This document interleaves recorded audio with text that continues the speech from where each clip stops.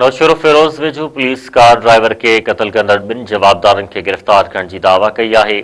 कंडियारो थाणे जी हद में 3 महीना अॻु फुर दौरान मज़ाहिमत ते हथियारबंदनि जी फायरिंग में क़त्ल थियल पंजाब वासी कार ड्राइवर इरफान अली रिंद जे केस में घुर्बल जवाबदारनि खे पुलिस गिरफ़्तार करण जी दावा कई आहे।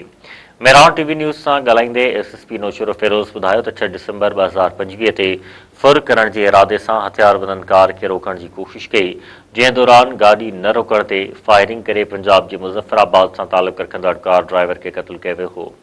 पर चयो त कंडियारो ऐं भिरिया सिटी पुलिस गॾियल कार्रवाई दौरान क़त्ल में मुलविस जवाबदार ज़ुल्करनैन उर्फ़ खिलाड़ी ऐं फरहान अली शाह खे गिरफ़्तार करे वरितो आहे।